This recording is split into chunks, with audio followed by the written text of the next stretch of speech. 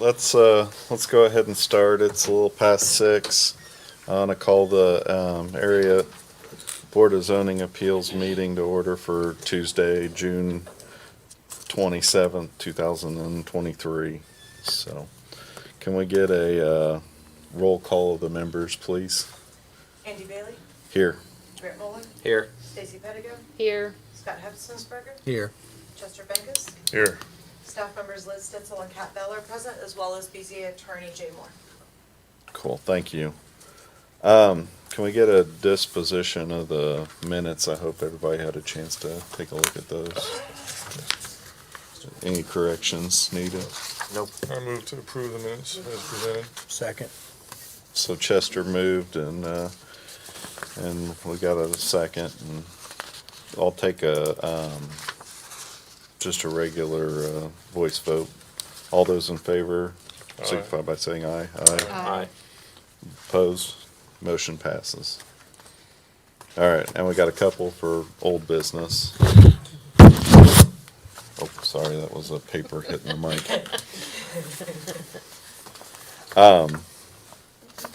Let's go ahead and go through this one. We had application CC 2023/00325, docket number 13-23-SE, petition for Jeffrey and Jennifer Fawcett, special exception for a Class C kennel. So, We have some changes, or updates. yeah. Updates. So as you will recall, I won't go back through the whole staff report, we did that last time, but the conversation last time around really came down to centering around whether or not there was a viable plan involving waste disposal for the kennel and septic. So since the last meeting, they have been in contact with the health department, and they have gotten approval to be able to put in a septic system. So there's no further reservation that staff has Okay. on this case. Staff would go ahead and recommend approval with the conditions listed in the staff report, which if you want me to, I can repeat, but, and then there's a variance as well. You will need to vote on them separately. yeah, because we have to do the special exception to get to the variance, correct? Well, the variance is, yeah, the Yeah. buffer yards are completely not requirements if Yeah. you don't approve the kennel, so. Exactly. Okay. So I'll make a motion to approve application CC 2023-00325, docket 13-23-SE, according to the findings of the staff report, which were incorporated in the motion by reference. Second. It's been moved and seconded for the special exception. I'll take a roll call vote, please. And I guess the only question I have was, did you want to include, the conditions that were in the staff report or not? With the conditions. You might have to amend that. Okay. I didn't realize you didn't say it. I guess I thought they were there.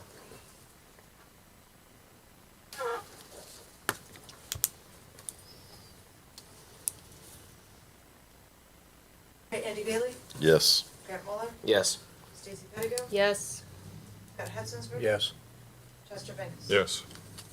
5-0, that brings you to the variance. And I would make a motion to approve CC 2023-00326, docket 14-23-VA, according to the findings of the staff report, which are incorporated in the motion by reference with the conditions. Second. So Chester moved and Scott seconded. I'll take a roll call vote on that. You're fine.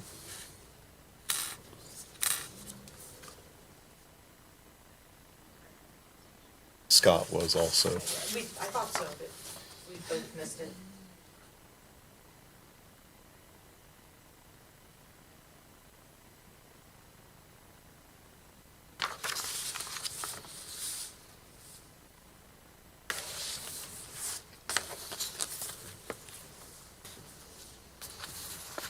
Andy Bailey, Yes. Grant Muller, Yes. Stacy Pettigo, Yes. Scott Hepsonsberger, Yes. Chester Benckus. Yes. Right. right, that takes care of our old business. Let's move on to the public hearings. You ready to go, Liz? I'll be there by the time you get there. Okay, all right. The first one is, application CC 2023-00586, docket number 20-23-VA. It's a petition for Hardy Hills Solar Energy LLC. They want to request a variance. Can you take us through the staff report, Liz, when you get a chance? Sure. What docket So did you as you say? know, the applicant is Hardy Hills Solar, and they're requesting a variance for the Oh, I front thought you yard said setback to be 586. 20 foot from an internal access right-of-way instead of the required 50 foot. This site may look familiar to some of you. This is where the substations and the office are going. And what's occurred, I'm just gonna try to summarize a little bit, but what's basically occurred here is Duke Energy would like to take fee simple ownership of the part of this 15 acres that their substation is being built on. So there's nothing new being constructed, they just wanna be able to divide that land. To do so, they have to follow the subdivision process, the same as everybody else. And because those buildings were already laid out, once you divide lots, you have to have a front setback from any internal shared access, like an access drive. And there's not enough space between the substation fence and the access drive in different areas as you go through the way they propose that. So before they can take that subdivision, they're actually gonna vacate and replat their subdivision with the plan commission.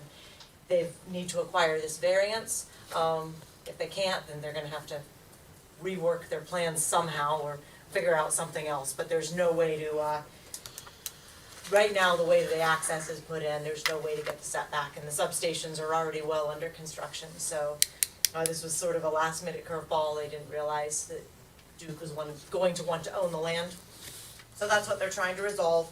On the second page, there's a picture that shows the layout of the two lots. The front area is that Duke substation, and then Hardy Hills substation and the office building will stay on the larger rear lot. There's a picture that shows those substations under construction. They're not complete, but they're well into the structural part of construction.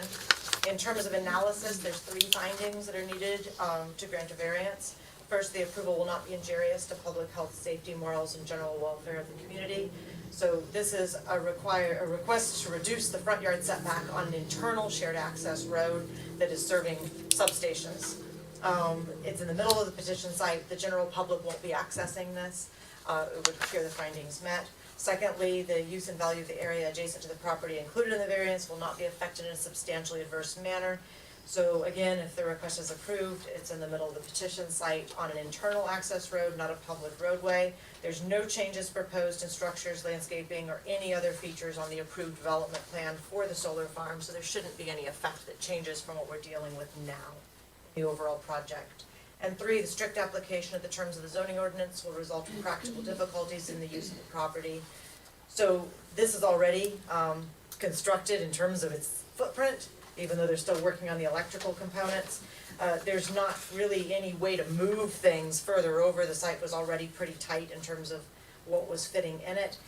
There's no way to get that required setback, and no setback was needed until we were creating a separate lot, so it wasn't something that, you know, could have been planned a different way with the level of knowledge that everybody had. So it was legal at the time of permitting, but if they want to do this, they're going to have an issue. So it would appear that the finding of practical difficulty does exist. Consequently, staff recommends to approve the variance request with the condition that the 20-foot front yard setback is only for the fronts of the new proposed lots from the internal shared access road. If the petitioner finds they cannot meet a front yard setback elsewhere from the county road, then they need to return to the board. That would be a different conversation. Sure. Thank you, Liz. Is the petitioner here and want to add anything? Hi, yeah, I can go up to the mic, but. Yep, please. Hi, my name's Matt Muller from Invenergy. I've also brought our site manager, Luke here, and also our PM, Cesar. Nothing to add from the staff report, really appreciate that, but here to answer any questions if you do have any. Okay, okay. You guys have anything? Okay. Is there anybody else in the audience that'd like to comment on this petition? If so, speak in the mic, please. Don't see anything. Nope, I got Is any board discussion? Considering this is all one project Yeah. and it's, It's not really making too they're many. taking away from one to the other and Yep. it really doesn't affect any of the initial plans. I would like to take and make a motion to approve application CC 2023-00486, docket number 2023-VA, according to the findings of the staff reports, which were incorporated in the motion by reference. I don't think there's any conditions on that, or are there conditions? There's Yeah, a there is a condition if you condition. want. Okay, yes, you're right, with conditions. Okay. I'll second it. Well, all right, Chester moved and, Grant seconded. So we're gonna use the conditions that were set forth by the staff, correct? Yep, that's correct. I'll take a roll call vote when, Liz is ready. Yes. Rick Muller, Yes. Stacy Petico, Yes. Scott Hesselberger, Yes. and Chester Bang. Yes. My vote, so you guys can start preparing your subdivision plat, to vacate and replat. We'll get you there. Thanks, guys. Thanks for your time. I guess.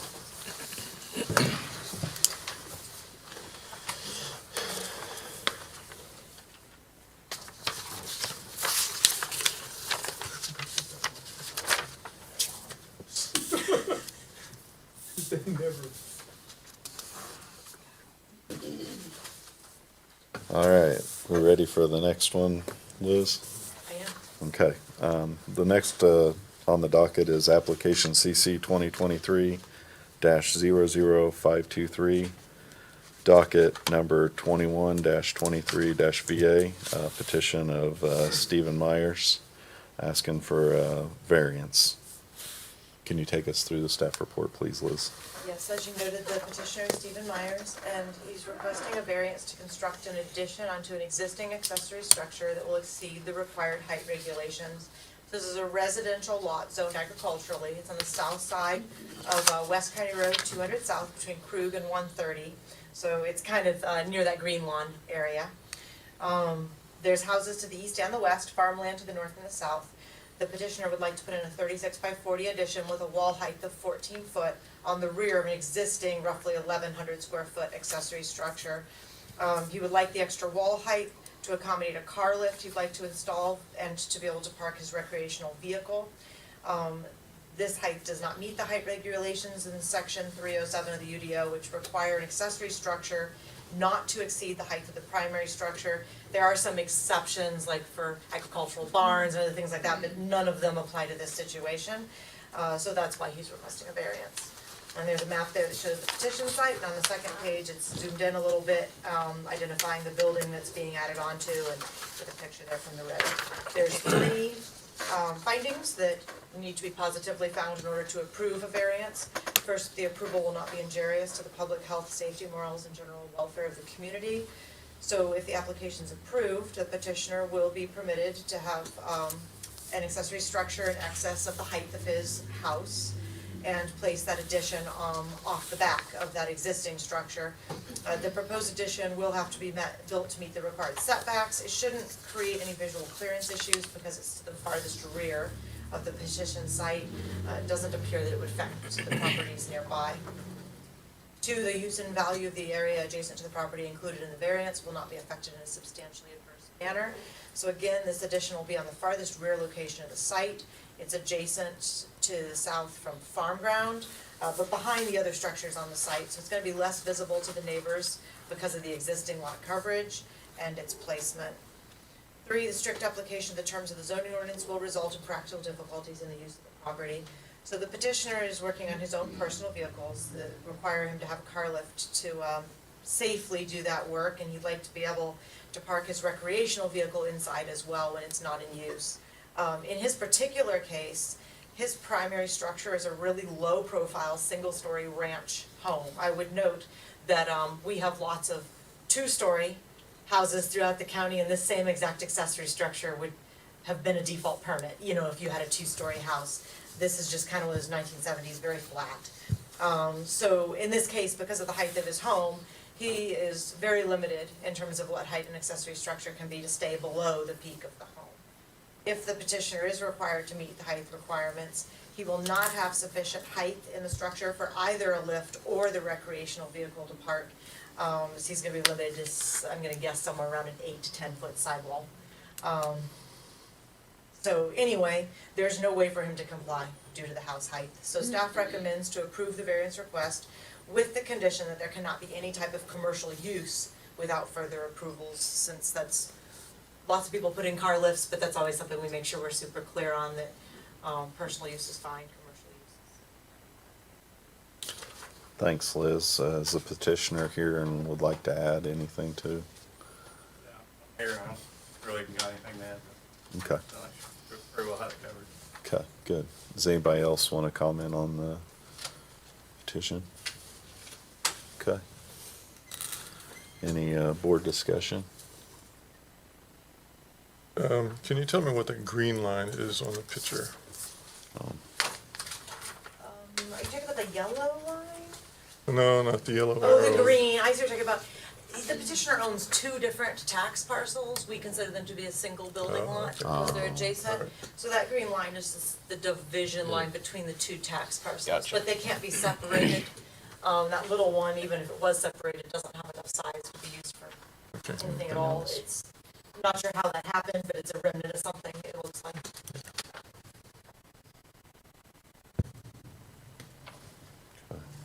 Sorry, I've become immune to those green lines. They show up in Beacon all the time. Good. Okay. Entertain a motion. I'll make one. Okay. Make a motion to approve application CC 2023-00523, docket number 2123 VA, according to the findings of the staff report, which are incorporated in the motion by reference, with the conditions as well. Second. Grant moved, I seconded. Roll call vote when you get a chance, Liz. Andy Bailey, Yes. Grant Muller, Yes. Stacy Pettigrew, Yes. Scott Heiselsberger, Yes. Chester Bengkus. Yes. Motion passes. So you'll be able to apply for your permit. Your permit's ready, so anytime you're ready to come in, just come on in and pay for it. Go, okay? All right, we ready for the next one? I am, right there with All right. This is application CC 2023-00540, docket number 22-23 SE, petition of Ty Brown, looking for a special exception. Liz, can you take us through the staff report, you. please? Sure can. Just as a side note, I think this BZA meeting may take the prize for the most variety and types of cases I think I've ever seen in 17 years. So Ty Brown is the applicant, and this is a special exception for a private airport landing strip, which is use 13.01 on the use table. Both this parcel and everything around it are zoned agriculturally. I'm gonna go through this one in a little more detail because this isn't a common type of application. So the site consists of about 136 acres. It's on the east side of North 500 West, between 550 North and 650 North in Section 1 of Ross Township. The petitioner would like to build a roughly 2,500 foot long grass runway moving from east to west for private use, and then a shorter cross runway from the farm area up to the main runway. That shorter runway will also be used to taxi, and about 1,300 foot of it for takeoff and landing when the wind's not favorable from the east or the west. The position has been chosen based on what's the flattest area, and dividing it in some logical way so the smaller resulting fields around the runways will be able to be used for planting research crops, which is a permitted use in agricultural zoning district. There's a picture on the next page. It's kind of tough, this is a very large scale application. So this shows the farmstead, but that taxi crosswind strip would go behind it, and then the main strip would be just to the left out of the picture, running out away from the camera. And then there's a diagram here that the applicant provided that shows kind kind of how those are laid out. So there's a series of findings that have to exist to grant a special exception approval. First, the proposed use conforms to the district provisions in which it is located in the general regulations of the ordinance. So a private airport landing strip is use 13.01 on table A. There's no specific developmental standards for the use, and so assuming the BZA approves it, it will conform to the ordinance. 2, the proposed use shall not involve an element or cause a condition that may be dangerous, injurious, or noxious to any other properties or persons, and shall comply with the performance standards herein. So the east-west landing strip is actually well-oriented. There's no houses for a mile to the west and a mile and a half to the east. So it's actually got more distance than some public airports, you know, as you come in. So there's not a house right underneath that. The shorter crosswind also has no houses for almost a mile in line with it to the north. There's a bit over a half mile to the south. There's still ample space for entry and exit. No complaints have been received from neighbors about the proposal, or frankly about aircraft as well. You can legally land in a field anyway, and I expect probably at one point or another planes have landed there and we've never received a complaint about it. So 3, the proposed use shall be sited, oriented, and landscaped so the relationship of its buildings and grounds to adjacent buildings and properties do not impair health, safety, or comfort, nor adversely affect values of adjacent properties. So the runways are well laid out to avoid pointing directly to any nearby houses. There'll also be grass, so when not in use, they'll blend in with the agricultural environment. They're gonna double as access ways between the research plots and to the wood area. So when crops are in, they're just gonna kind of be green with everything else. It's not anticipated there will be any negative effect on surrounding properties. 4, the proposed use will produce a total environmental effect consistent with and not harmful to the environment of the neighborhood. So a grass runway looks like any other grass field, except it's kept mowed, much shorter. As a private airport landing strip, there's not gonna be much traffic in and out of it. Primarily the petitioner's planes, or legally, if he has a friend or someone, you give special permission to come visit him, but not like Frankfurt, where anybody can come in and land. Unless it's an emergency, you can't land at a private field without permission. So, 5, the proposed use shall organize vehicular access and parking to minimize conflicting traffic movement on adjacent streets. So there's 136 acres here. There's tons of off-street parking area available. However, there's no significant parking requirement there for a private airport. I would note, while not mentioned in the ordinance, there is ample room for a plane to taxi and park without being anywhere near property lines. 5, the proposed use shall promote the objectives of the ordinance and be consistent with the 2012 comprehensive plan. That was actually 6, not 5. But private airport landing strips are not specifically mentioned in the comprehensive plan, but there are a couple statements that may relate, if indirectly. First, under goal 1, preserve and protect agricultural land and uses. Objective 2 states encourage agribusiness, agritourism, farm-based business, and agricultural support industries in agricultural areas. So this landing strip is for a farmer in planes that he uses for both his personal recreational use and for farming-related uses. This means it could be considered an activity that supports this farmer's agricultural activities. Additionally, goal 5 says to promote, enhance, and create amenities to enhance economic development, and then objective 1, enhance and expand recreational opportunities. So while this is certainly not specifically what was being envisioned under this goal, the ability to fly directly out of one's residential and agricultural areas is a recreational opportunity. No statements found in the comprehensive plan would appear to indicate that there is an issue with private aircraft uses or landing areas. It's just not mentioned. So consequently, staff would recommend to approve the special exception with the conditions that the runways and taxiways must remain a grass or turf. The airport must remain for private personal use, and all FAA and NDOT rules must be followed and approvals obtained. Thank you, Liz. Petitioner have anything that you'd like to comment about? Okay. Questions? Okay. Is there anybody in the crowd that has any comments about the petition? See any? I did talk to all the majority of the neighbors ahead of time. Ty, if you wouldn't Yeah, mind, hit do the up and mic repeat that, real just, quick. we do have people that watch and. I did talk to the majority of the neighbors ahead of time, even before the letters went out, and I received no objections. Good. Okay. I had, you gonna ask No, me? I have- Yeah, any discussion? I don't. All right, seems like a pretty straightforward one. I'll make a motion to approve application CC 2023-00540, docket number 22-23-SE. According to the findings of the staff report, which were incorporated in the motion by reference with the conditions. I'll second it. It's been moved and seconded. Chester moved and Grant seconded. Roll call vote when you get a chance, Liz.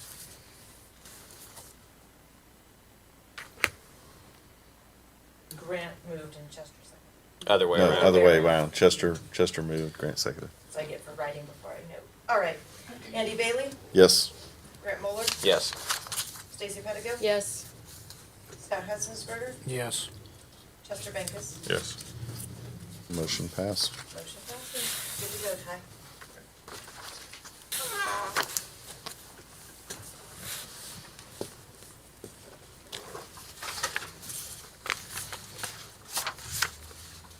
All right, Liz, we ready to move on?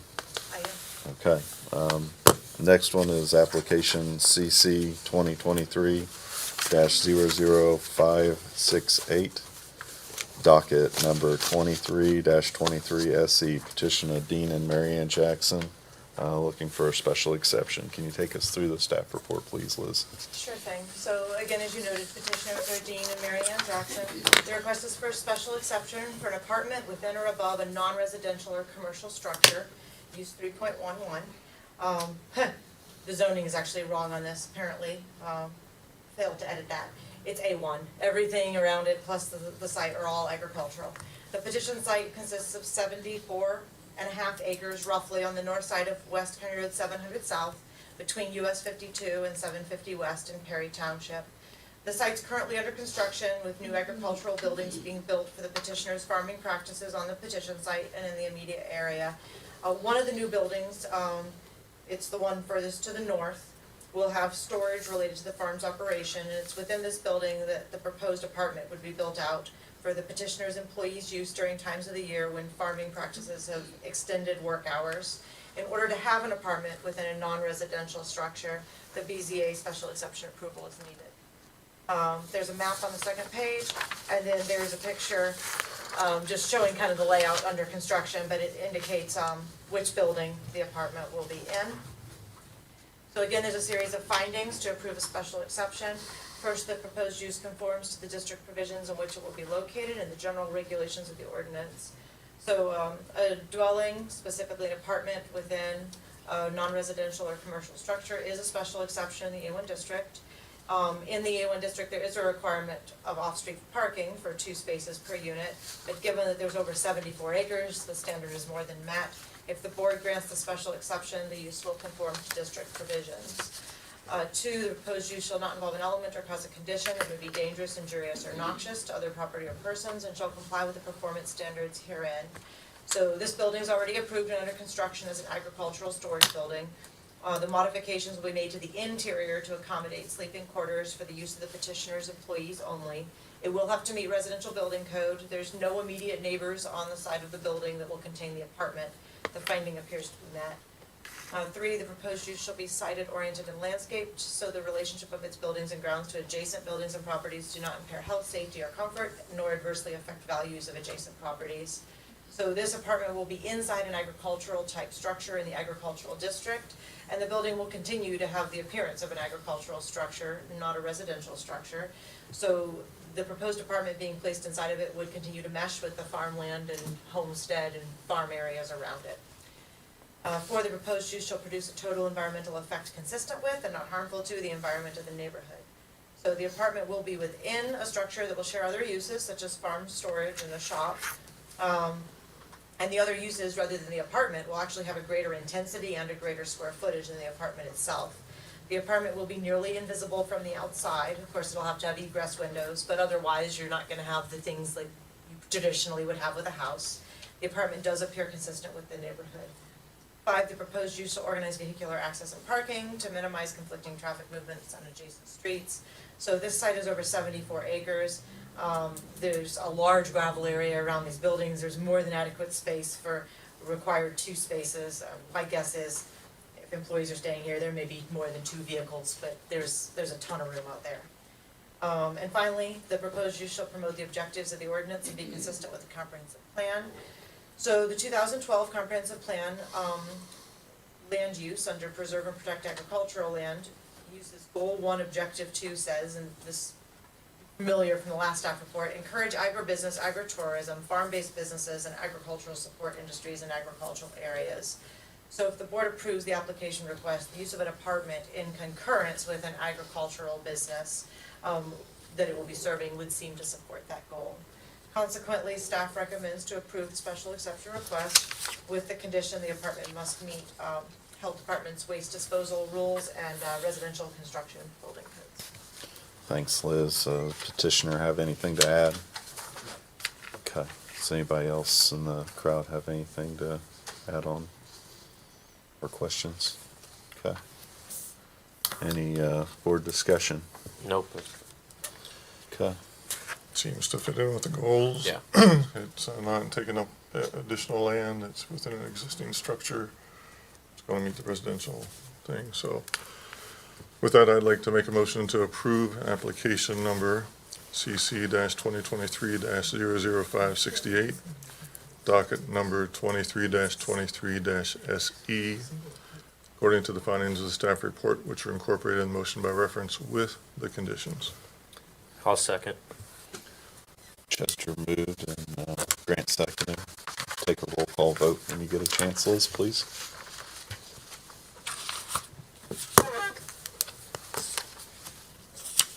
Andy Bailey, Yes. Grant Muller, Yes. Casey Pedigo, Yes. Scott Hetzmansberger, Yes. Chester Bankus. Yes. Right, 5-0, so just, I know we already have a copy, but you can kind of resubmit your plans, we'll need your septic. We can start working on a permit. We'll just do it as a remodel permit. And then, I have to leave, I'm gonna step all the way out with my son and let him move around for a second, so somebody can come get me Okay. for the hearing after this, or if you need me for any reason. Okay.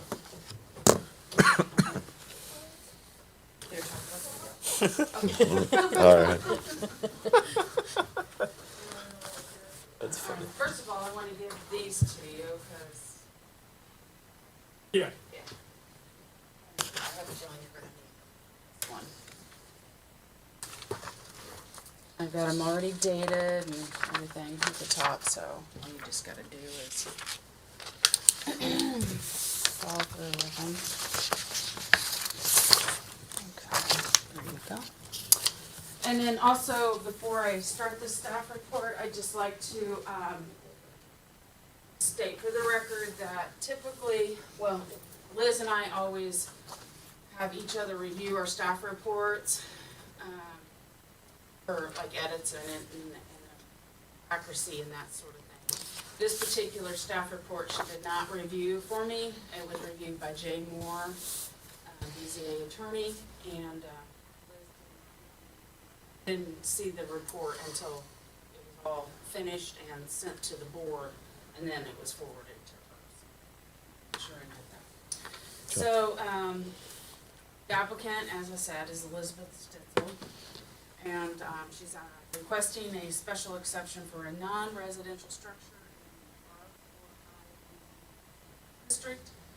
The petition site consists of 4.877 acres of vacant land on the south side of West Grove Street, between South Meridian Street and South Farmers. Just inside the town of, the petitioner desires to place a storage structure on the property to store a mower and tools that are relative on the petition side, and for storing baled hay. In order for the petitioner to place a non-residential structure on the petition side, special exception approval is required from the BZA. The structure will have no electric, not have any electric or water, or even a driveway. So you see at the bottom there, that's the, that is the zoning map. And that lights up with the Colfax. And then the next photo, you see that it lights up with the surrounding outside. the photo at the bottom there is petitioner has submitted as where she would, one of those places is where she would place this structure. The pink stripe that you see is floodplain, so. Photos there of the petition site, the first one is the petition site and then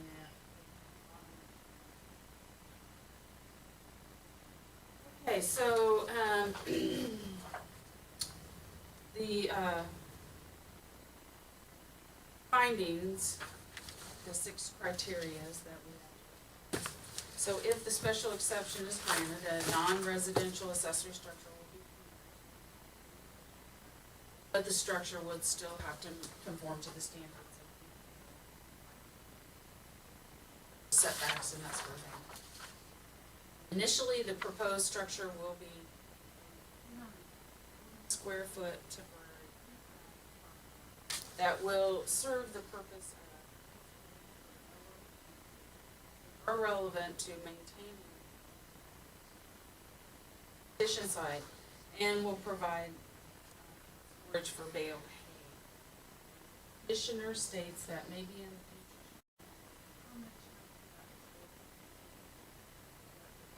the proposed on this request, but it would be no more than 600 square feet.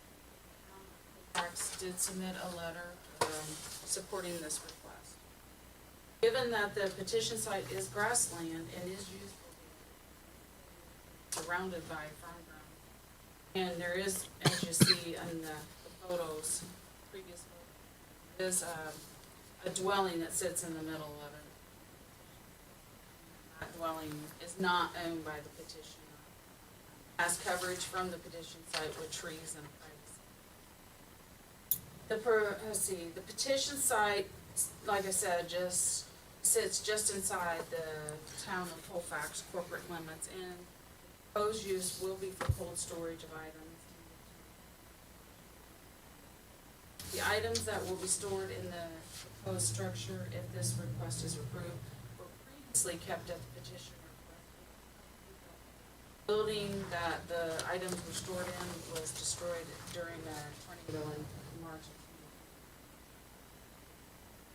Petition site should have adequate area for all required off-street parking.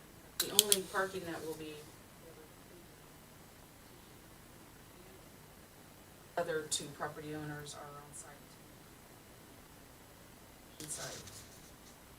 The 2012 Colfax public meetings during the comprehensive writing process document a desire to double the town population. Currently, homes can only be placed on maps already exist because the town.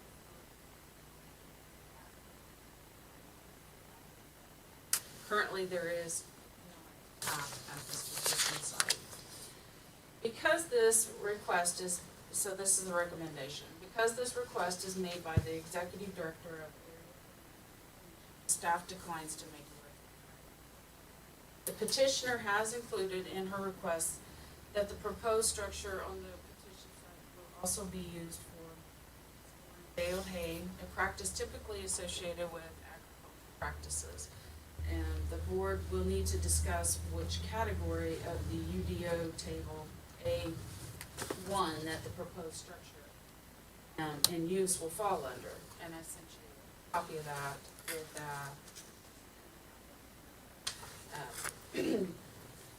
so if the board finds that it falls under the 1.06 agricultural accessory storage facilities, because the application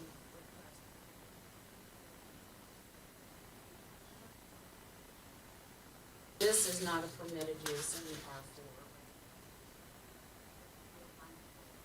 15.02, which is what the application was filed on under non-residential accessory use and structure, then it requires but the storage of baled hay would not be permitted in the approval. The board finds the application does fall under this category, and we need to consider if it structure the 240, or would it be also for later on if she decided to the size and another accessory, another future permanent non-agricultural accessory use. So in either case, the board will need to specifically note, which is why I give you the ballots. Okay. One of the things that you sort of have to take into account with this is an area where our ordinance is sort of weighing competing interests. You know, it's interesting that growing crops is allowed in the city limits. So that is a perfectly appropriate use of the ground. So the fact that they're growing hay on it is fine. On the other hand, the ordinance specifically prohibits agricultural accessory buildings in the R4 district. And you think, well, why is that? And maybe it's just nobody thought about it. But the other way to look at it is maybe what they were saying is we don't want things to be built that in the future might inhibit residential development. Now, in this case, obviously the temporary structure won't be something that will be a permanent hindrance to future residential development.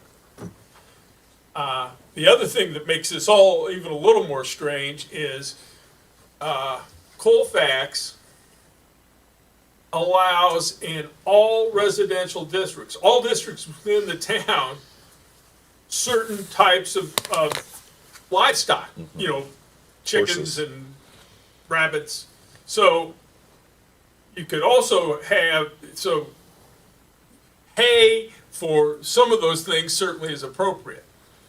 At this point in time, and one of the ways she could sort of get a workaround here is have rabbits or horses would require a special exception, but rabbits or chickens would not. Yeah, because Jay, isn't it like you said, rabbits and chickens, but then somebody can request or have a special exception for horses or cattle Yeah. within Colfax city limits, because we've had those cases in the past. Yeah.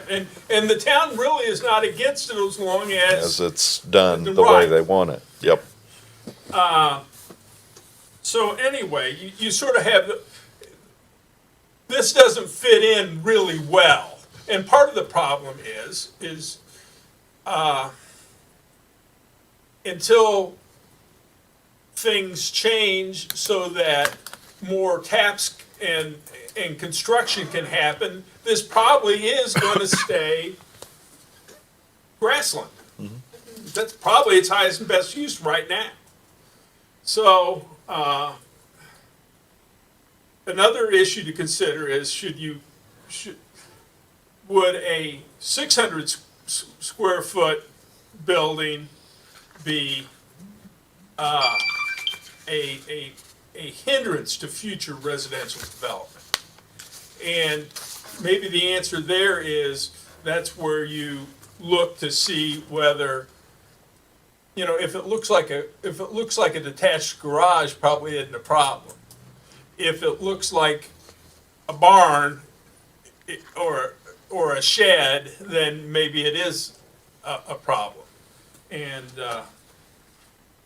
so, but the really tough part is do you call this a non-residential accessory use or an agricultural accessory structure? If you call it an agricultural accessory structure, that ends the discussion. And it's hard for me to understand what the difference between an agricultural accessory structure is and a non-residential accessory structure. Seems to me that, well, they're both maybe an agricultural accessory structure is a subset of the other one. So why we differentiated that, I don't know, but we did. Okay. So let's navigate through a pathway to go through this. So if we allow the special exception of a non-residential accessory structure, then we have to have another special exception to allow her to store agricultural, like her hay. Is that how that has to go? I don't think that's a special exception. See, I don't think so either, but I mean, Yeah. I'm just trying to navigate I through think- this. The question then is, if you put hay in a non-residential accessory structure, does that make it an agricultural accessory structure? See, and that's the thing, I don't know. Well, that's why you guys get the big bucks. No. Exactly. But, I mean, it's a little bit like trying to figure out how many angels can sit on the pen of the head of a pin, you know, I mean, what is interesting is, you know, the other thing is you can say that hay can have non-agricultural uses. I mean, you could be storing hay so you have bedding for your dogs, or you're storing hay because you got hay bales because you shoot archery, or you got hay bales because you're landscaper. Mm-hmm. So if this were a building, if she were in the landscape business and she was storing hay bales in there for her landscape business, that would be permitted as a non-residential accessory use building. Since the hay is being used for landscaping. Part of, you know, they got all their other tools there. Yep. So, So you're saying if it's an agricultural use, it's not permitted under the 15.02? if it It is permitted under 15.02. no, it is not permitted. If it's a non-agricultural use, If it's a non-agricultural non-residential accessory structure right, that isn't agricultural, right. then it's permitted. If it is an agricultural accessory structure, Then it's not permitted. not permitted. Then the question is, okay, if she has it there and she has lawnmowers or mowers, because probably that's, I mean, again, those are going to be used for the Bailey, you know, but that's there. Do you call that, where's the line for agriculture? It looks like a no-win situation. It's all about the hay. Yeah. So, She wants a structure, put some hay in. Oh, it's 240 square feet. I mean, what are we talking about? it seems like it should be okay, considering there was a structure already there. And it got blown over and she's Yeah. trying No, to no, replace there wasn't a structure there. I No, thought there was. no, That this was is on her farm, other on her place, house. Oh, okay. Her All right. and Okay, gotcha. you know, the Gotcha. poor gal is really in a tough situation right Okay. now. Because both her barns got wiped out, plus her house is damaged. Here's the structure that she submitted that it. Yeah. Okay. You know, the other way to do it is That's the approve temporary this structure. Okay. and not approve the 600 so that, I mean, that's not gonna be there more than a year or Yeah. two. yeah, Ask a question. yeah. Why can't you just permit both special exceptions? You have two special exceptions. No, the trouble is, it's not allowed as a special, the ag building is not allowed in this zoning district, is the problem. That's why. So you would have to rezone Can I see that? to make that. No, part you're of good. it, Yeah. Yeah. And you'd have to take it out of, and maybe it makes, I mentioned this to her, I said, maybe it makes more sense to call this, Rezone. do this as a rezone, because there's not gonna be anything there for a while anyway. Yeah.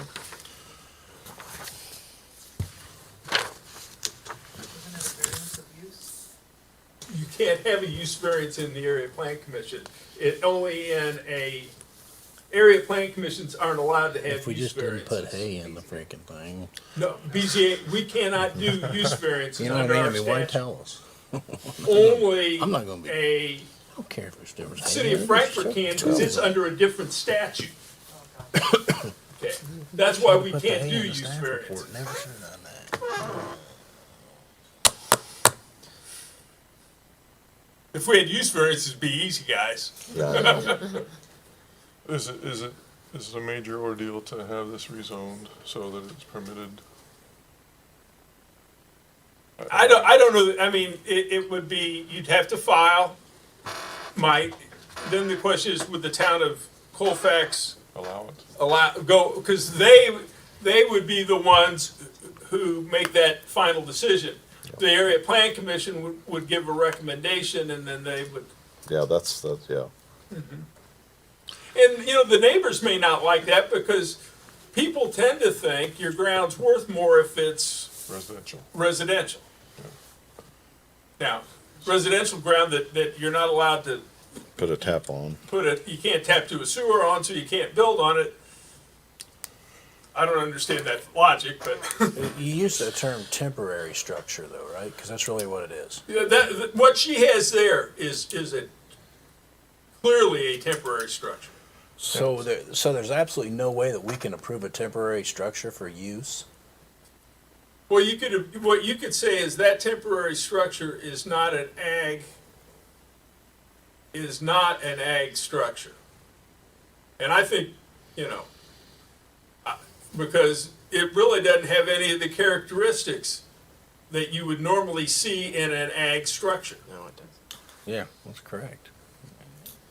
So you could grant the first part and say the temporary structure is not an agricultural, even though you may have hay in there or whatever, it's not permanently going to be a ag accessory structure. The permanent building is more problematic in terms of whether that would be a permanent ag accessory structure if it had hay and hay balers and things like that in it. On the other hand, again, in the future, if you build it and it looks like a garage and then you build a house next to it, it fits in fine.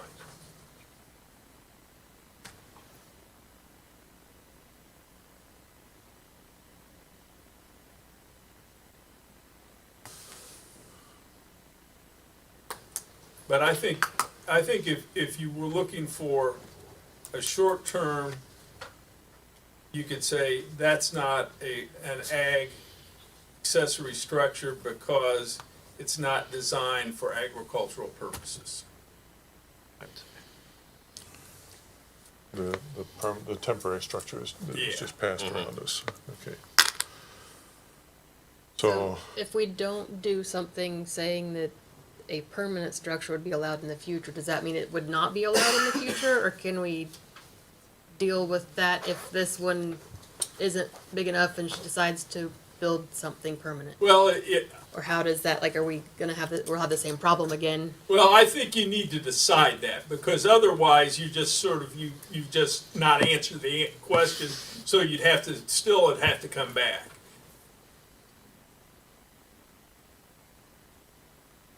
Well, you could say at this time, we're gonna approve this as as a non-residential accessory structure because it is not designed and constructed in a manner that would make it an agricultural structure. And we're not gonna vote, we're not gonna make a decision on a permanent structure until we have plans and drawings and that, which would mean she'd have to pay another permit fee, or an application fee. The request is for a non-residential. I mean, that's the request. Yeah. That's what I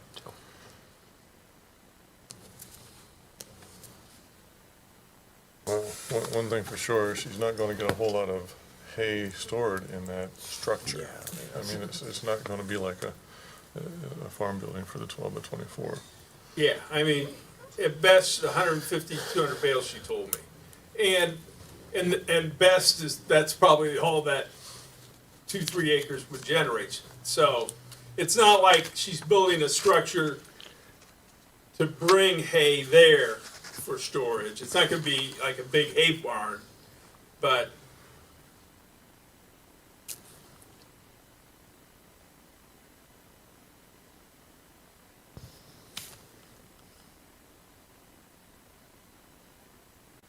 Lead us, Andy. I'm working on that.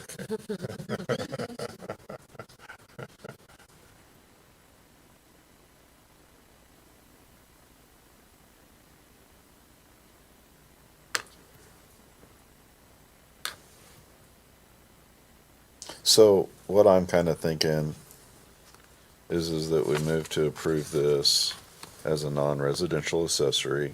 This is not my motion yet. I was gonna run this by you guys. Non-residential accessory use and structure. And then just for this structure. And then if she wants to do a permanent one, well, I guess we're glutton for punishment and have her come back again. That's kind of my thought. Because then we'll be aware of the situation a little bit better. She'll have a plan for her other structure. And that's kind of where I'm at. So I move to approve the special exception of a non-residential accessory use and structure for this particular, for the for the temporary building. I'll second. Roll call vote when you get a chance, Kat.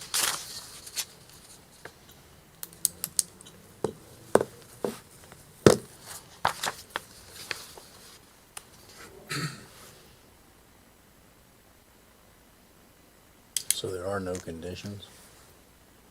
Other than just Yeah.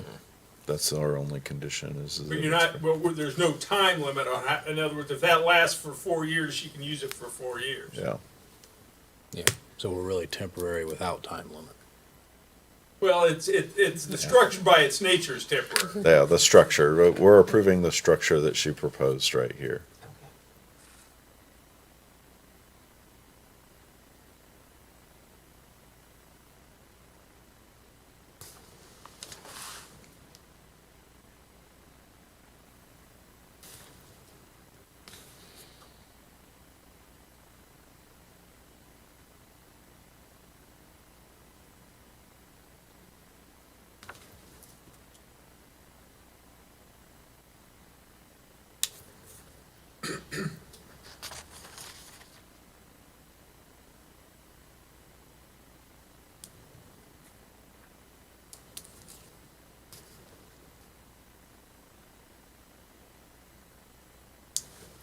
Andy Bailey, Yes. Grant Muller, Yes. Yes. Councilman Sparkman, Yes. Yes.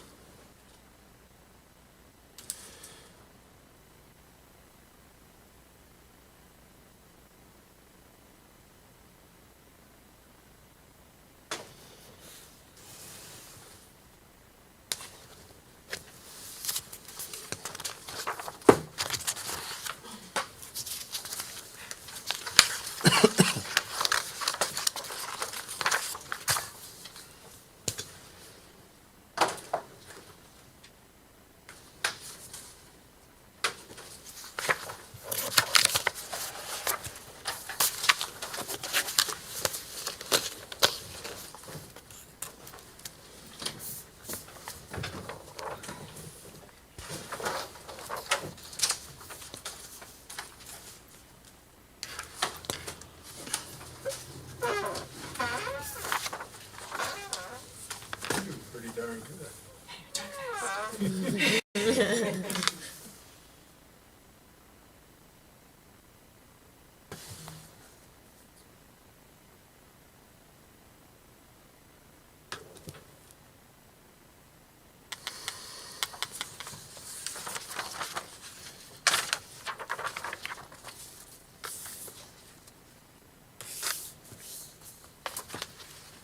All right, You're approved per the you're request. approved. Okay, any conditions? Just the temporary structure starting, yeah.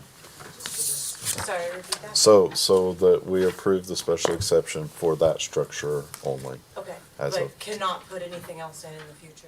until You'd you have to come would back. have to come Or back. put in apartments and then Yeah, Yeah. accessory to that? Okay. yeah. All right, That's all, yeah, so we approved what you presented today, Okay. and then come forward if you need something else. okay. If, because that is, we get high winds, so Yeah. if that's destroyed with the, and sorry, normally I would know how I would answer this, but in my position I can't. Can I replace it with the same structure again, or something of the same size and type? I would say the same footprint, If yes. like a hailstorm comes tomorrow? Okay. That doesn't change the special exception. Yeah, So, and not unless you've tied into that exact one that I put up, because Menards discontinued it, which is why I got a good deal. I would say that we exact one, I approve, have a we problem. approve the footprint that you've got today. Okay, and it has to be a temporary structure, nothing on a foundation. Yeah.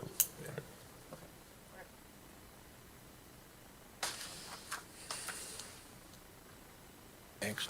Next, all right, let's move forward. We got application CC 2023-0075, docket 25-23-SE, petition of Hutchinson's LLC, requesting a special exception. Can you take us through the staff report, please? Yes, so this is actually a request for a special exception and a series of variances. In this case, I would address the special exception first, because if you don't approve it, then the variances are completely a moot point. The applicant is Hutchins LLC, actually the landowner, and then this property has a number of leasees. So the special exception is a request for a communication tower, with an additional temporary tower as part of that communication tower installation until they complete the permanent one. And then variances to reduce setbacks to lot lines, allow a self-supporting lattice tower instead of a monopole, allow the temporary tower to only have a single carrier, to waive screening on the temporary tower and partially waive screening on the permanent tower. So I'm gonna go through the general situation and the special exception findings, then I'll kind of stop, let you guys figure that out, and then come back to the variance ones. So this property and everything around them are zoned agriculturally. The site consists of roughly 3 acres. No land will be divided or split. Part of this site is leased to a company for a cell tower, and that tower has been there as a legal non-conforming structure since before the ordinance. The site sits very close to property lines on both sides, and it is partly in the floodplain. The tower, unfortunately, was destroyed in the March 31st tornado. The applicants then did not follow the rules and placed a temporary tower without permits or approval for one of the carriers that was on the permanent one, and they put that directly in the floodway. At that point, we posted a stop work order, and because of the floodway, we're required to refer them to the Department of Natural Resources at the state level. The applicant did recently get DNR approval with some conditions that include the full removal of the temporary tower once the permanent one is completed and restoration of the site to its pre-disturbance condition within the floodway. The entire site is closer than either tower's height, which is the required setback to the northern and southern property lines. The temporary tower does not allow for more than one carrier as required by the ordinance, and it has no screening. The replacement permanent tower will have limited screening in the form of adding lattice to the fence, but they state they lack room for landscaping or complete screening. Additionally, they plan to use a self-supporting lattice tower instead of a monopole design as the ordinance requires. Communication towers are a special exception use in the agricultural zoning district, and there is a list of standards they need to meet in UDO 508. On the second page, there's a picture just showing you the extent of this floodplain. And I've kind of pointed out, because it's hard to see through the pink, where the tower location is. Some of you may be familiar with this tower. Oh, and I should note, I completely forgot coming in on the back of mine, but I do live down the road from this. I was considered noticeable party within 650 foot. I actually did not receive my letter because I did not have the ability to make it to the post office, but I was notified and have no objection in case that should be a question. But I have no financial or other connection to this case, and my proximity that my, I guess, home, the home I hope to be in again, is that does not influence my opinion on whether or not it should be approved. But Jay felt I should make sure to state that I was noticed. So, so this site is primarily surrounded by farm ground. There is a propane company right next door, but it's on the same parcel as the cell tower is, and under the same ownership, even though it's a different leasing. Much of the surrounding land is floodplain. There's a picture here that kind of shows you where the permanent tower location is, and then you can actually see in the picture how much lower, you know, it even is from the permanent, but where they dropped the illegal tower there. And the permanent one will be going right back where the previous one sat, inside the original fence, back kind of on the edge of the floodway fringe, out of the floodway. So there's a series of standards that have to be found to be true for special exception approval. First, that the proposed use conforms to the district provisions in which it will be located and all general regulation of the ordinance. So communication towers are a special exception in the A1 district, subject to the standards in UDO 508. In reviewing the standards, there are no other towers identified within a mile of the site other than the tower being replaced. It appears to qualify for consideration as a site. Additionally, the previously existing tower has failed, so a replacement tower of some type is needed. The applicant would like to keep the temporary tower in place to continue providing service until the replacement tower is finished. As we do not allow multiple towers in close proximity, this is a single application for a single communication tower installation with a transition plan involving a temporary tower included in the same application. In order to locate here as desired, the applicant will need several variances to fully meet the standards. If the variances are granted, or they change their plans, then the regulations will be met, which will allow for special exception approval to make the site compliant. If for some reason, variances are denied and the applicant is unwilling or unable to make a revision, then the finding does become challenging unless the applicant can revise their plans. I would note that with the exception of the height, I don't think there's only like 30 foot between this tower and the back property line or the road right of way. So obviously, being line of sight technology, no tower less than 30 foot in height, I mean, that's not a tower at that point. So, so if for some reason as a board you would see the fact that it would exceed its height when you get to that variance as being a major issue, you probably will want to discuss that before issuing the special exception, as that is the one thing that I don't see anyway, no matter how much money they throw at it, they can meet. So, 2, the proposed use shall not involve an element or cause a condition that may be dangerous, injurious, or noxious to other property or persons, and shall comply with the performance standards herein. There's been a tower here for decades. It's never created a hazardous issue for other property or people. DNR has approved a construction plan with conditions, so long as the applicant complies to repair the damage in the floodplain. That should be taken care of and the effect reduced to what it was beforehand. Without a tower here, self-service strength and reliability that all of us in that area have become accustomed to is significantly reduced. So one could in fact argue the lack of a tower since the storm is actually potentially injurious to people, and approving it to be rebuilt remedies the complaints and concerns of those in the area who are having difficulty using their phones for social or emergency situations. There does not appear to be a dangerous or noxious condition created by the proposal, and the finding appears to be met. 3, the proposed use shall be sited, oriented, and landscaped so the relationship of its buildings and grounds to adjacent buildings and properties does not impair health, safety, or comfort, or adversely affect values of adjacent properties. So the permanent tower base is going back where the tower has been since before the ordinance. Its location has not affected neighboring values in the past, and it would seem unlikely that replacing it would suddenly have an effect. The nearest houses are about a quarter mile away, and one of those 2 houses, the neighbor across the road, not mine, has been built since the tower was there. The temporary tower has affected the floodplain, but as long as it is removed per DNR requirements, once the permanent one is built, that situation will be resolved. This approval provides a path to transition back to the original site, which, while requiring a variance, has the same effect that has existed without changing anything. The finding appears to be met. 4, the proposed use shall produce a total environmental effect consistent with and not harmful to the environment of the neighborhood. So, considering the difficulty of phone use in the area, and the benefits that are brought to motorists on 52 and residents within several miles because of the allowance of seamless communication, Those things would seem to outweigh any negative aesthetic perceptions that might exist with a cell tower. No complaints have ever been received about the existence of the tower. Complaints have been received in the past when the red light has had an issue and flashed white at night, but the tower operator resolved that previously when it occurred. Since no one is on site at the cell tower, it's understandable they may not know the light is malfunctioning until someone calls them. The finding appears to be met. 5, the proposed use shall organize vehicular access and parking to minimize conflicting traffic movement on adjacent streets. So a tower is not required to have any parking in sight unless there's employees, as this is only a tower. There's no employees here, it meets the parking requirements and the finding is met. Finally, the proposed use shall promote the objectives of the ordinance and be consistent with the comprehensive plan. So economic development goal 2, objective 7 of the 2012 comprehensive plan that states to expand technologies in Clinton County. And action step 4 under the objective states to encourage the expansion of cell phone coverage in Wi-Fi areas.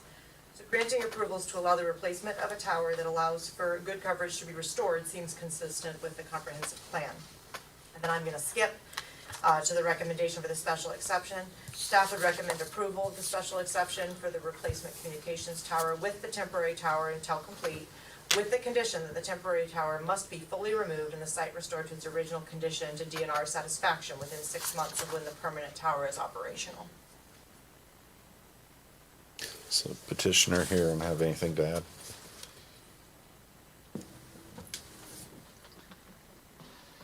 We've been moving so fast this evening, I almost feel guilty for speaking, but my name is Andy Metzel, and I'm an attorney in Taft Law in Indianapolis. With me tonight, we have 2 folks. Eric just waved, Eric Schnaus, and also Philip Brown. Eric is with GPD, and he's an engineer, so when you have technical questions, if you have them, you don't want to hear that from a lawyer. You want to hear that from an engineer, and he's the guy with the knowledge. Also, Philip can speak as to any information with regard to Crown and the tower and how long it's been there, et cetera, and any other questions you may have. I do want to just thank you for a very thorough report. So much was covered in there. I don't want to repeat any of it. We don't disagree. I do want to clarify, though, that there are actually a couple of different, and it was mentioned that there are different interests on this property. I represent particularly the Crown Castle folks. The Verizon folks are represented also by Eric, and he also represents Crown as well. We do have different interests, but we have one common goal, and the common goal is to get a permanent tower restored on the site. Our differing interests are, Verizon was the one who put that temporary tower there. I think everyone was scrambling after the tornado and some very, obviously unforeseeable events happening. So it was kind of news to us. So the temporary tower's up. We're trying to get the special exception to put the permanent tower in. That's what Crown does and has been in business and operation for, in excess of 25 years. Has more than 40,000 towers, so they do towers, they know towers everywhere, in all kinds of conditions and circumstances. This particular site, it was referenced, it's an irregularly shaped site. Something critical you should think about, I hope to keep in mind, we have an existing lease. So we can't just move around and put a tower any place we want to, even on this particular site. We lease the ground that the original tower was sitting on, and that's where we're confined to sort of function. And what we're really just trying to do here is restore that tower to operations. It is proposed to be a 250-foot tower. It is proposed to be in a lattice structure, not a monopole, not a single pole. And the lattice structure is important here because it allows us, once reconstructed, if we get approved, to put 4 different carriers on that tower, including Verizon, which is currently on that temporary tower. So we are completely in agreement, both Crown, Verizon, property owner, that as soon as that permanent tower is constructed, the temporary one goes away. That ground should be restored. Shouldn't have been in the flood zone. Didn't really have control over that. But that being said, DNR has taken a look at it, and we can get that restored, no problem. Just why is it important? If you probably have an idea of this, but I thought I would mention it just because it's significant. More than 50%, probably closer to 60% of households in the U.S. right now don't have landlines anymore. So people are almost 100% reliant on cell phones for communication. It's estimated that your first responders, emergency calls, over 80% of the calls that they receive are from wireless devices. So there is some urgency in the need to restore the tower. Without having taller towers, you end up with shorter towers and more of them. I don't think anybody in the community wants more towers. You know, we're trying to be as efficient and also just same, you know, no surprises. The way it looked before, it's going to look like that, but it'll now accommodate 4 different carriers. The way people drove by it before is the same way they would drive by it again. There is a reference in the report that it says the tower failed. I respectfully disagree. The tower was destroyed. In the same vein that anybody's house or property didn't fail when it got hit by a tornado, it got destroyed. We can't prevent all things from happening, natural disasters, but it was unfortunate. We'd like to get it restored, put it back together again, and I'm happy to answer questions. I don't want to belabor the point. So. And I would note, my apology on not mentioning companies. Attorneys had communicated to me that you wanted to be under Hutchins because there were issues and concerns legally between Verizon and Mountcastle, so No I problem. wasn't at all trying to not, No, you know. no. And then, yeah, the previous tower and the new one will look identical, but the wind ratings will be completely different. The previous tower was originally rated to 85 miles an hour, and then had some additional engineering to be rated at 115. And yes, it exceeded the engineering. Right. I apologize for the use No. of the word failed, I guess. No, that's okay. Having You know, that's my You know, job, right? I'm a lawyer. I'm just, But, don't. a tower with those wind ratings in this area, honestly, it's a surprise to me it stood this long. We've seen straight line winds up close to that since I've lived there, Yeah. so. And I'm dangerously approaching engineering talk when I say this, so Eric, feel free to come up and pack me. But they are actually, the pad, you know, the area where the tower is before the tower is going to be there, they have to shift it a little bit because they have to use new footings to make it stronger, better. And hopefully this would never happen again. But, you know, when you talk about softball-size hail, I think that's kind of the act of God none of us anticipate. So we're trying really hard to get this back up and running and make sure that people in the community have communications again. So any questions you have, we're happy to answer them. Okay. I don't have any. No, I don't either. I mean, I guess the only one that might have been, I might have skimmed over it. What was the existing tower before it? Before- 250 250. foot, it's the So it's the exact height. same height, I mean, I okay. guess I wouldn't guarantee there's not a foot of difference. Oh, yeah, but it's yeah, essentially the yeah. exact same I height. didn't know if we were smaller or bigger or what. It was I 250 prior, and it's been there for decades. We've Oh, yeah. tried to look I at think it some was like old. 249 and 9 inches, but it's, I mean, it's essentially. Well, I personally did not measure it. I can tell So you. how tall I it know, is. right? Okay, It's not gonna look any different for, you know, those of us driving by, certainly. cool. Now, my question is, do we need to approve the special exception and the variances at the same time? Well, we haven't gone through the findings for the variances yet, Okay. or their details, but I would argue if you do not approve the special exception, none of the variances Right. bear discussion. The only variance I would pay particular regard to before approving the special exception is the first finding under special exceptions says that it has to be able to meet the ordinance. Some of the variances, there's practical difficulties, but with enough money and creativity, they might be able to find a way. But the height variance, the setback, there is no physical, I mean, that property is so irregularly shaped, unless we're gonna propose they take out the propane company or, you know, something insane, there is no physical way they can put a tower taller than 30 foot on that site and not need that variance. So if the board would see that as potentially being a problem when we discuss the variances, then you probably should include that in your conversation, because then you would be approving a special exception when you have no way of then making sure it can meet the standards. Okay, all right. I'll tell you what, I'm gonna go ahead and make a motion that we approve the special exception. And I will second it. Yeah. According to Yep. the findings of the staff report and the conditions. We got a dual motion. We did. He was supporting you. Does that work, Scott? Yeah. Okay. So Scott moved and Chester seconded this special exception. I'll take a roll call vote when you're ready. Hang on, you said Scott moved. Yeah, Chester Scott seconded. moved. I made the motion, Chester seconded. With clarification.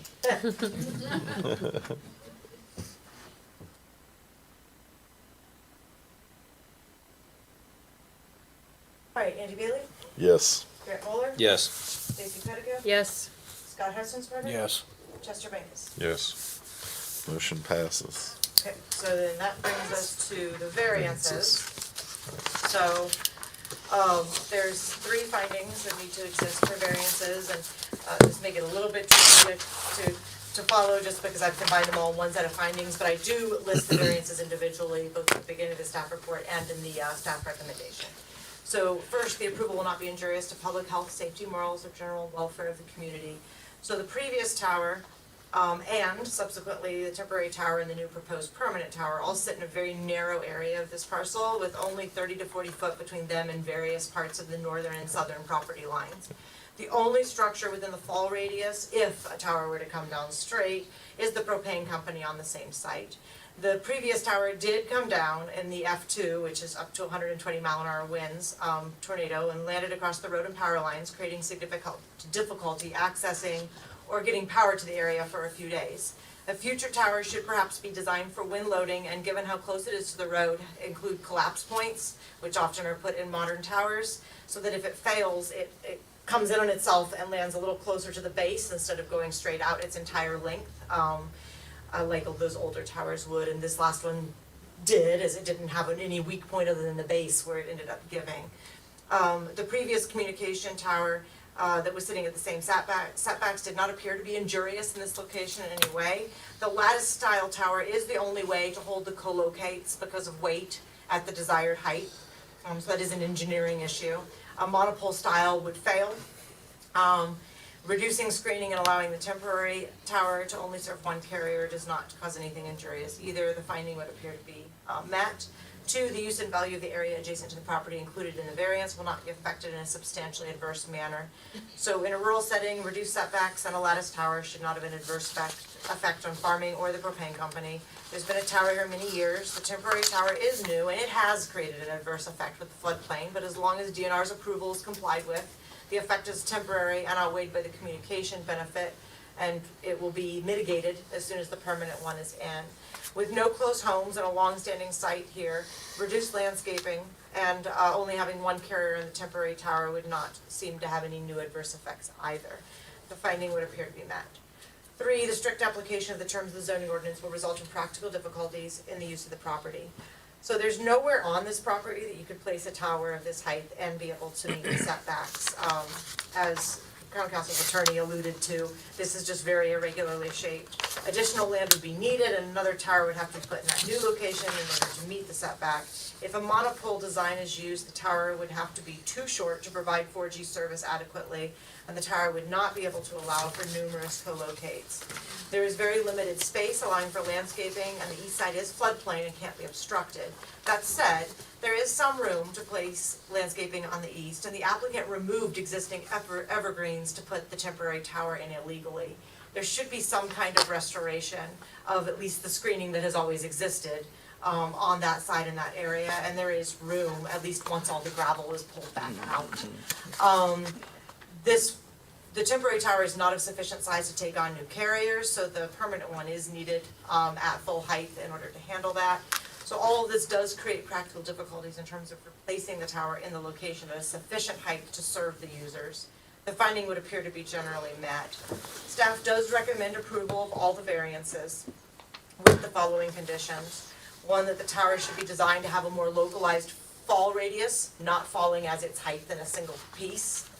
And on the permanent tower, slats shall be added to the fence, and evergreens shall be replaced and added for some buffering on the east side of the tower, along either the side of the installation once the gravel has been fully removed, or back where the trees originally were, which paralleled the road to the front to soften the view as you drive back from State Road 52. There really is no room on the other 3 sides to be able to place anything, so that would be a practical difficulty on those sides. So that concludes the staff report. Do you have anything to add on the variances? Yeah, just a couple comments. I just want to reiterate the fact that, we are bound to a lease, so we don't have the luxury of moving around on the site. We have the area that was leased to us, and so even if the site could allow, the tower to be in a different location, we can't make someone lease us that land, whether it's this site or any other site. So this is what we have, and it's an existing lease, and we're trying to make the best of it. I don't think there's any objection to putting in the trees where they were previously. located. The concern about putting them immediately to the, I might get my directions wrong, east of the fence is that they're likely to die there because the surface underneath where they put the rock and everything, that'll come up when the temporary tower comes out, but we just don't want to plant trees that are dead trees. I don't think anybody is I'm fine excited with about either that. option, but I would note you're gonna have the same challenge in the front. That needs to actually be restored, which may mean digging it out and putting in Right. some topsoil for where that is. But as far as where the trees are positioned, as long as they're between the tower and the road, at Road. least as staff, I wouldn't have any strong preference as long as we have the same end look. Are they going to dig it out? Yeah, so as far as putting the vegetation in, I mean, it was not removed by Crown Castle or Verizon when the temporary structure was built. It was, as far as we're aware, also destroyed in the tornado. So there was no additional vegetation removed.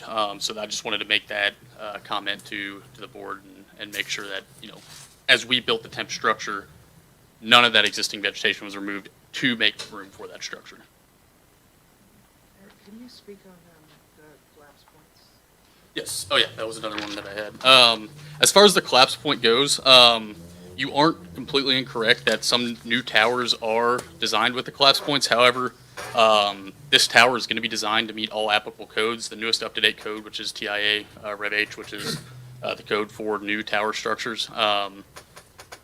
In the event of like this new this F2 tornado for the old structure, a collapse point could be a moot point because if it takes a direct hit for a tornado, you don't know where that failure mode's going to be. I mean, it's a natural disaster. You don't know what's going to happen. I mean, you can design it for a collapse point, but when it takes a direct hit like that, anything can happen. So that's really where we stand on that as far as the engineering standpoint of the collapse point. Are you saying it's not possible to put a collapse point in? Or that, sorry, I was just unclear on You this, can- or that so- you're unwilling to, or that you just aren't sure it would be useful? You could design one for the wind speed that it is designed to handle.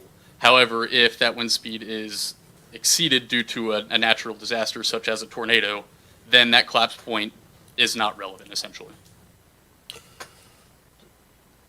You have a design proposed for this one, Yes, in. yes, we do have the tower drawings. What speed is it gonna handle, what wind speed, and what is the design collapse? The designed wind speed right now is 115 miles per hour. And that is per the code that is also adopted by Clinton County. And that's for the new tower that you. Yes. And the old one was how much? 85. 85. And it was up to 115, maybe 8 years ago. They switched out some carriers on top and they ended up making some modifications.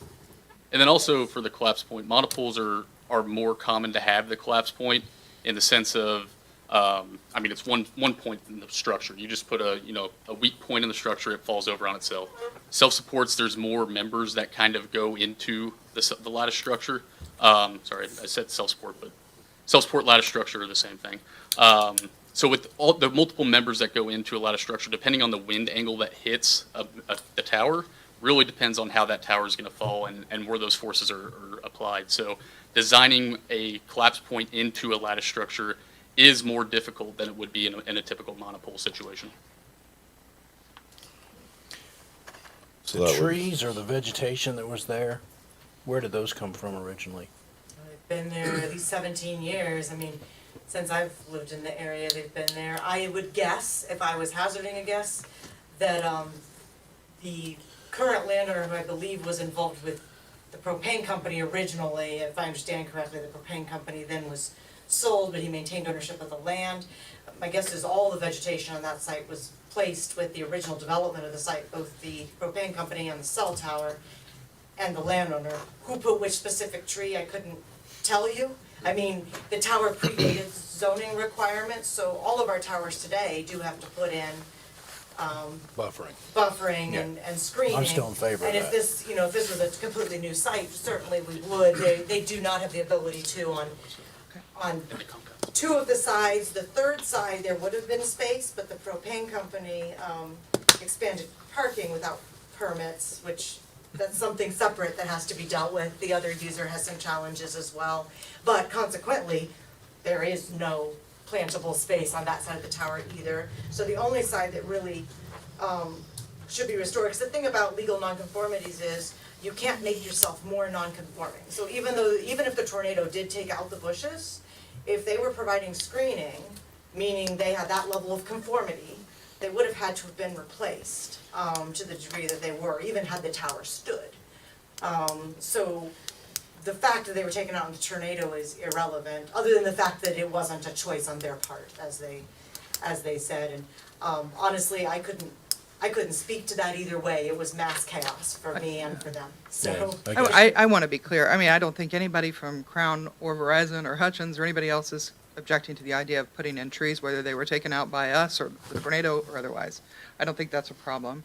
I neglected to mention that we also are going to add slats in the fence that surrounds, I'm going to call it the compound, and that sounds kind of negative, but the fenced area around the tower. Just to give you perspective, the leased area is 50 by 50, and the actual fenced compound is 48 by 48. So we have very, very small margin to work with around the site itself in order to build the tower back to what it used to be and restore it. So we have proposed putting in the slats because that'll be a visual block, at least for people who are driving by, so they don't see the equipment area so much, and provide that additional screening, plus adding the trees along the roadway there that have been taken out.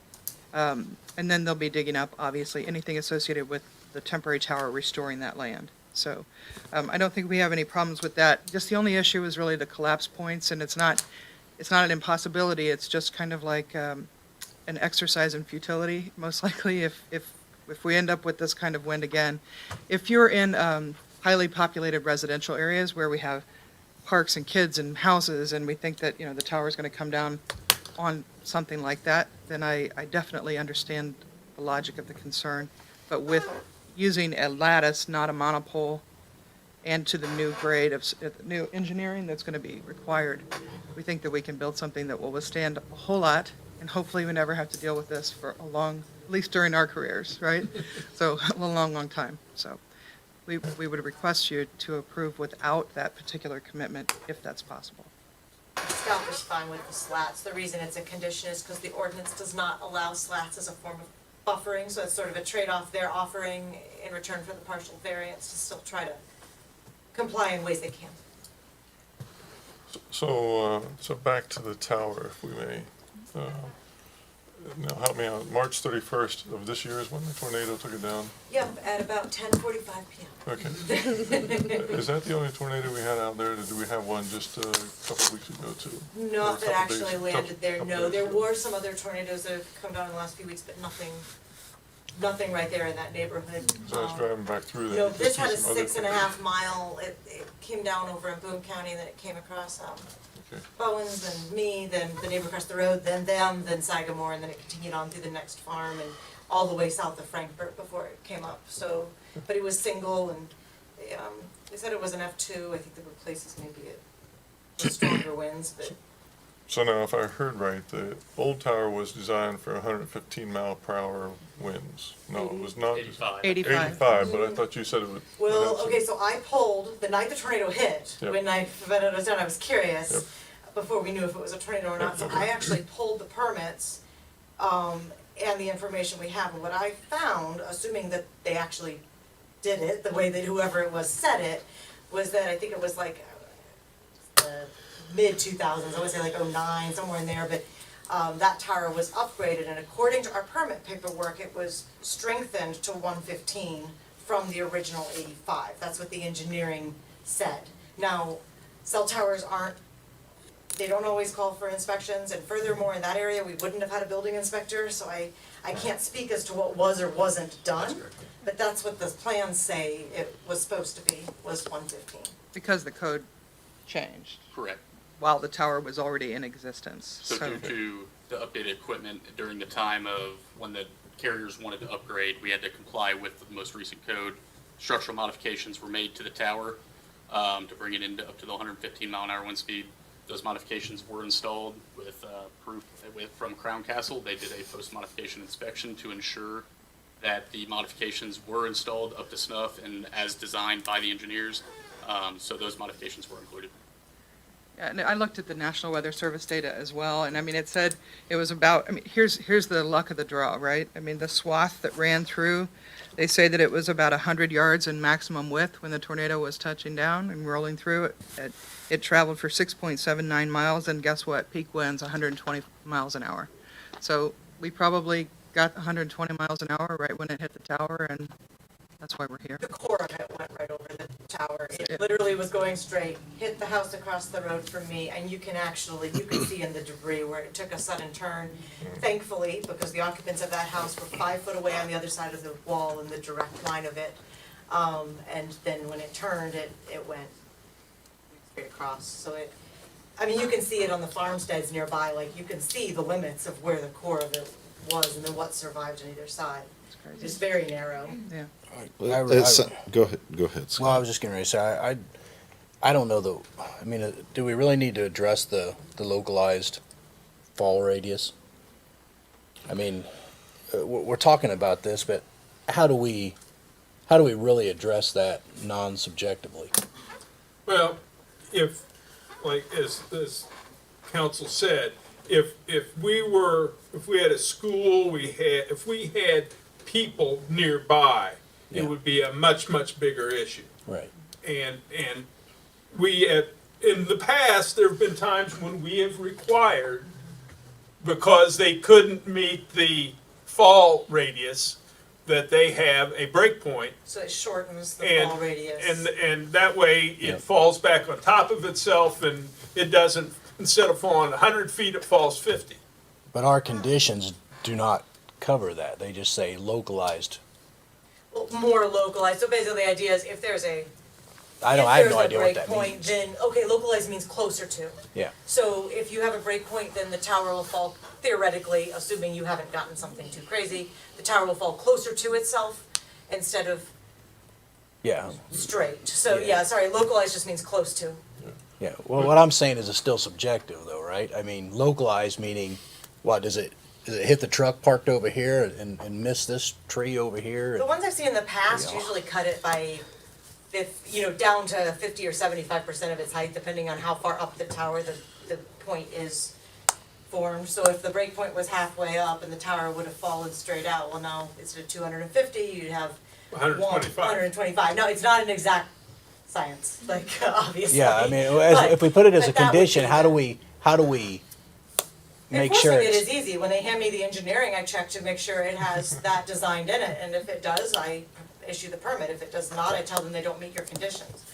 There's no requirement for either them or me to stand out there waiting for it to fall and then judge its quality of, it's not about that. We don't measure it by what happened after the fact. We measure it by what the engineers Has say designed it to it's do. been designed to do. right? And So, like you say, you can't say as an absolute fact if they would design it with a 125-foot break point that it would only fall 125 feet. Right. But I mean, even without a break point, this tower held at the bottom and came over. But if that had been, say, when I lived in Xenia, Ohio, and we saw F4s and F5s every 20 years, that had been an F5, we wouldn't even be talking about a fall radius. The thing would have come down somewhere miles away on somebody else. Or be twisted, or who knows? Intact or in pieces. I mean, fall radiuses are all about what happens when a tower lays straight down. There's always a crazy situation where things just don't go the way they're designed. I mean, that's always a thing in engineering. You can have things that just works on paper and something about the conditions didn't exactly follow the controlled environment. well, so yes, so we don't have a school in this area. We So- don't. And we don't have houses really nearby. Nothing within fall radius. The only thing we have is a road that's providing access in And above emergency ground power lines. situations, yeah. Yep. In emergency situations Hey. and things like that. Now, Yeah. so 115 is common for this area, although we did see it tear down a 115 tower. So, I think at the end of the day, though, Chester, Yeah. it sounds like this is a practical difficulty for them. It's going to create extra cost in the engineering design. We need to come up with whether we need to be putting this in our conditions or not. I mean, as they stated, that they're within what our zoning and UDO shows. So, and they're in line with the standards. I mean, we're asking them to brunt some extra cost here to build this tower for a place that is, our biggest risk is the LP tanks. I mean, that set close. I mean, so That and that's, power line. yeah. The road is really a lesser concern because that road is not a dead end. You could come in from either side. Right. But that is a dead end for Boone Ramsey for power. So Duke is in Colfax, that's a single line way feed from Boone Ramsey. So the power lines, that is the only access. So, but other than that, and the propane company, well, there is on the same lease. I would argue there's probably, to me, that discussion, the power lines would have the strongest merit, because why would you protect one leasee from another leasee on the same landlord's property? Their leases should cover that if there was a concern. So has the power provider expressed any objection to? They have not, they also did not receive notice, Okay, since they don't own adjacent property. sure.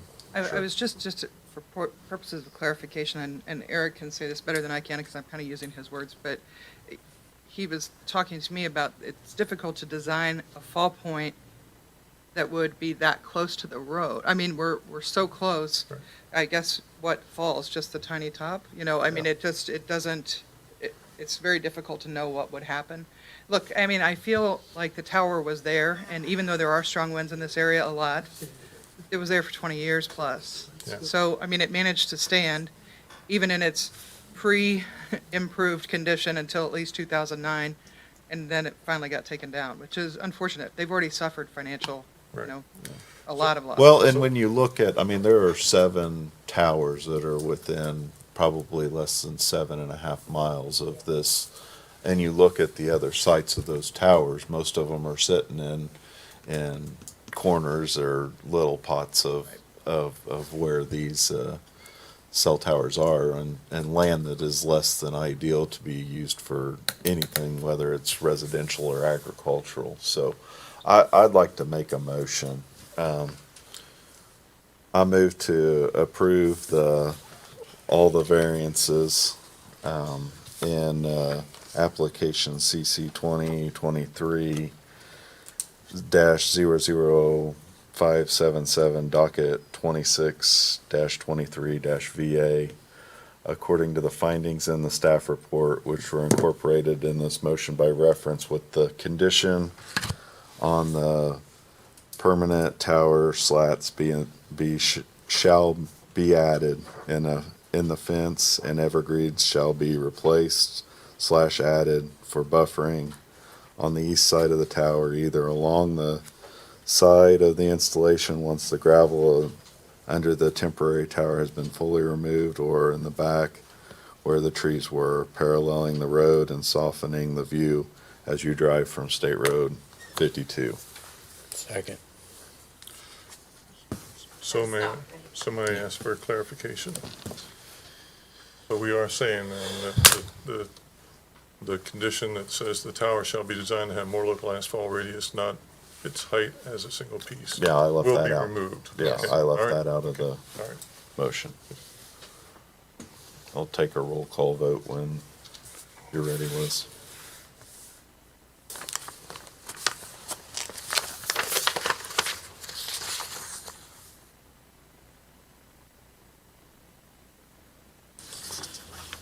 Okay, Andy Bailey? Yes. Rick Muller? Yes. Stacy Pettigrew? Yes. Todd Hutchins? Yes. Chester Venkis? Yes. Motion passed. So you guys can start pulling together stuff for permitting. Thank you very much. We look forward to being back in action. Appreciate it, guys. That does.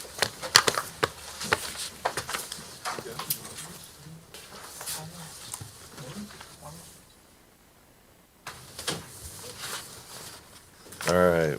Well, first before we tackle this next one, we need to we've got a waiver of the filing deadline of 18 days. I'll make a motion, we waive the filing deadline of 18 days for application CC 202-30589, docket 2723 SE. I'll second. Scott moved, Grant seconded, and I'll take a voice vote. All those in favor signify by saying aye. Aye. Opposed? Okay, motion passed, so waiver of the filing deadline. All right, let's tackle application CC 2023-00589, docket number 27-23-SC. It's a petition of New Holland, Rossville. They're asking for a special exception. Can you take us through the staff report, please, Liz? I can. So as you noted, this is New Holland. They're requesting a special exception to expand a special exception use. That specific use is use 8.02, farm equipment sales and rental. Both this site and everything around it are zoned agriculturally.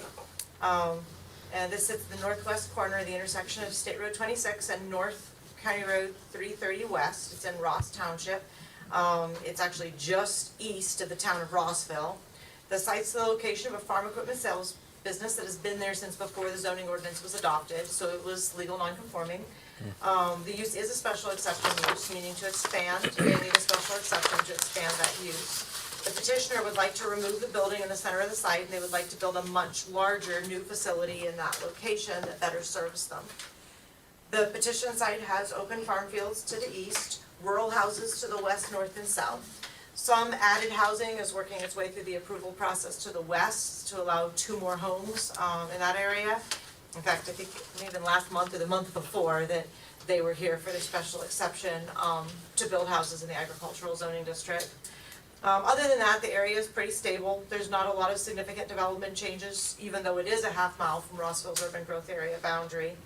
A site plan was attached to this. No matter how I tried, I couldn't get the computer to let me insert it, so we just stuck it at the end. But it shows you how the new construction will change the site from what you see in the flyover now. So there's a series of findings that we have to meet in order to grant a special exception. First, that the proposed use conforms to the district provisions in which it will be located and all general regulations of the ordinance. If the BZA grants a special exception to expand the use, farm equipment sales are a special exception use in the district, and the use will continue to conform. The applicant does intend to meet other ordinance standards such as outdoor lighting, signage, buffer yards, parking, etc. 2, the proposed use shall not involve an element or cause a condition that may be dangerous, injurious, or noxious to any other property or persons, and shall comply with the performance standards herein.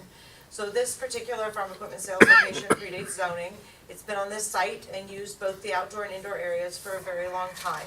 No complaints have ever been received to the staff's knowledge, and while a bigger building is being added, the nature of the business is not changing. No new conditions are expected to be created, and the effect should remain consistent on the neighborhood. 3, the proposed use shall be sited, oriented, and landscaped so that the relationships of its buildings and grounds to adjacent buildings and properties do not impair health, safety, or comfort, nor adversely affect values of adjacent properties.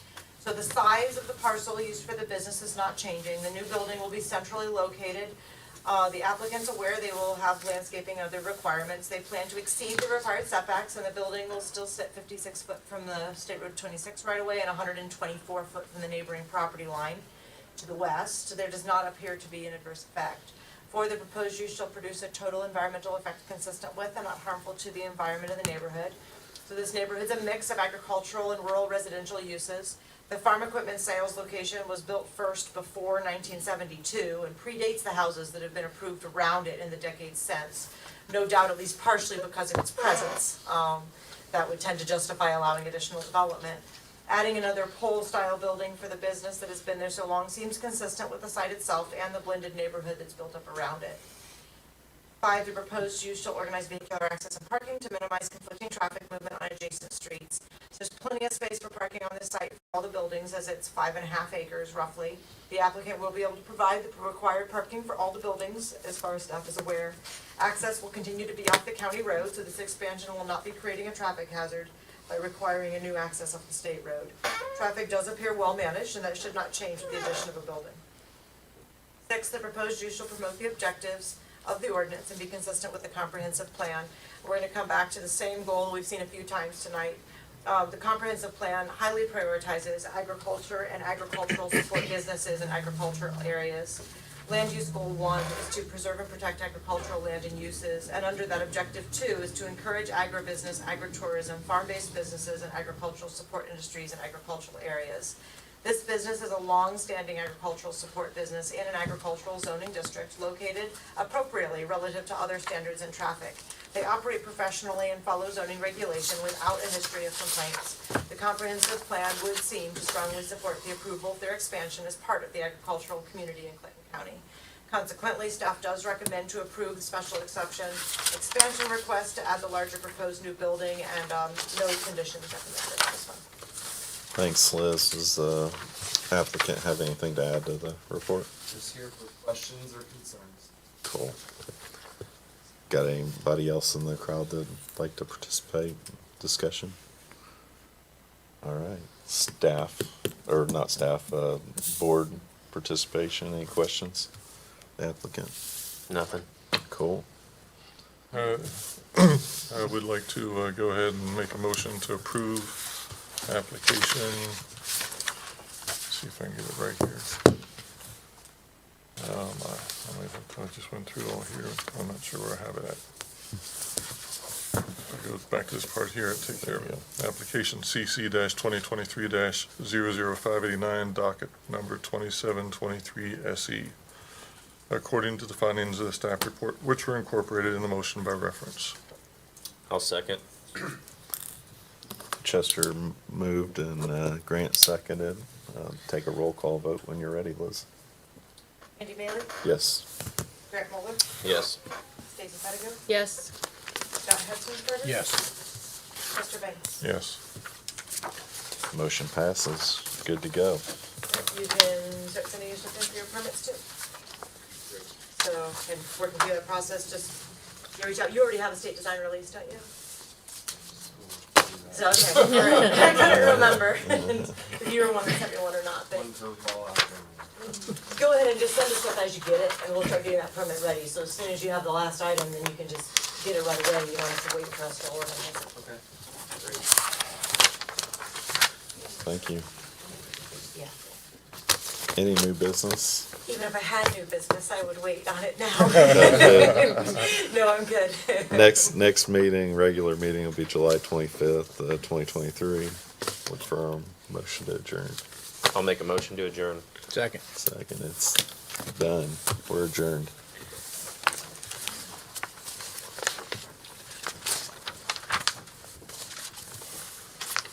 You guys did a good job tonight. You earned your pay. Hey. What'd you say?